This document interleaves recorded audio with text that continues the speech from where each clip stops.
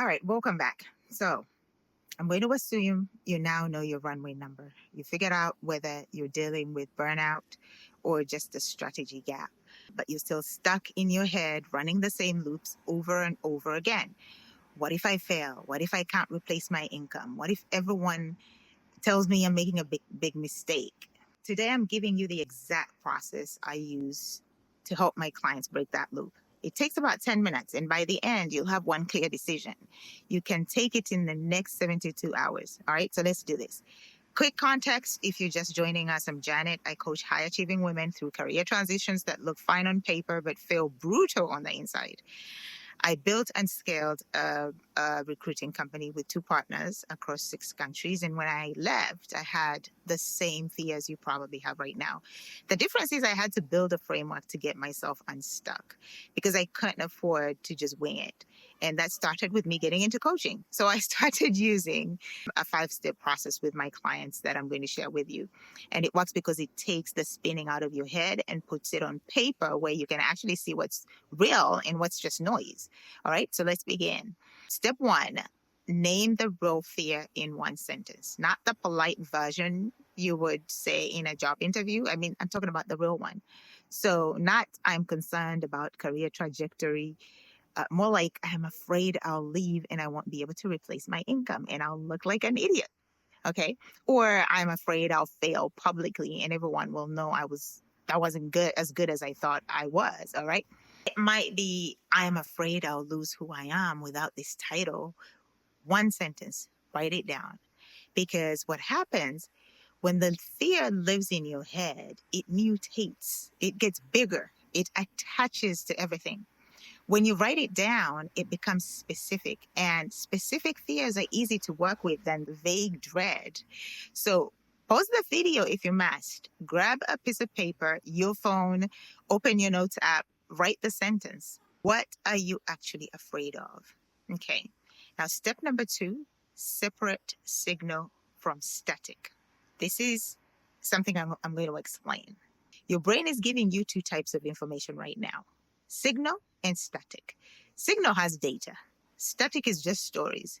Signal sounds like, I have 6 weeks of savings and no backup plan.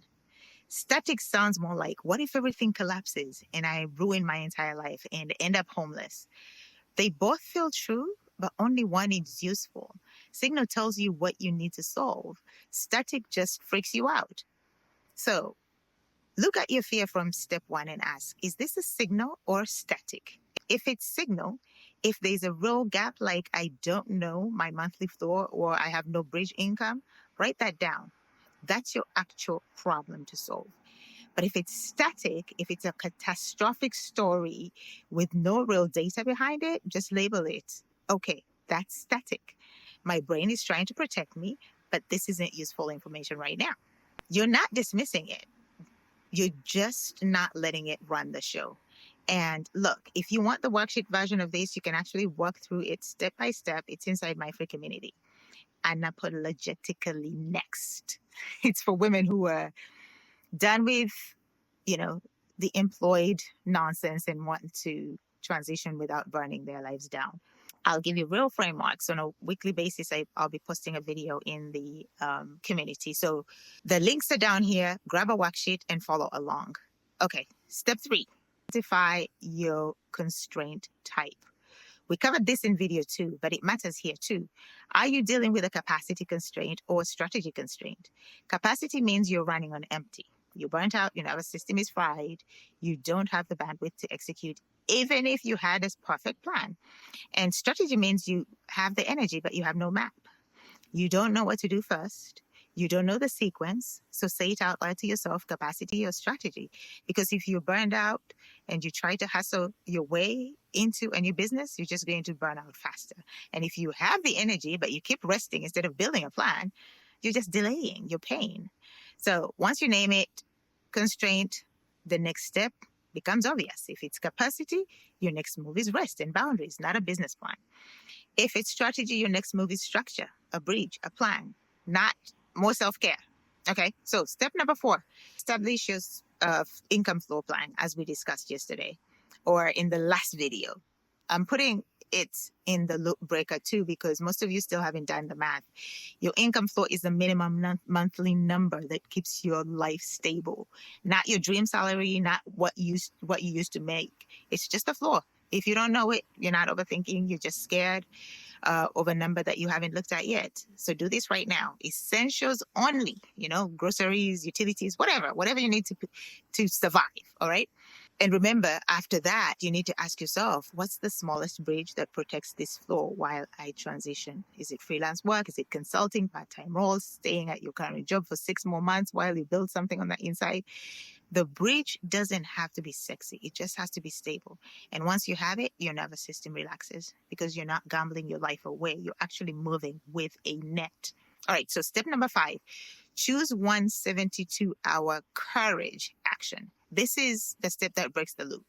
Overthinking dies when you make contact with reality. So pick one action you can complete in the next 72 hours. Not 10 actions, just one. Send one message to a former colleague about contract work. Outline one simple offer based on what you already know how to do. Track your expenses for 3 days so you actually know your flow. Book one informational call with someone who's done what you want to do. You can update your LinkedIn profile, your headline to match the direction you're trying to move.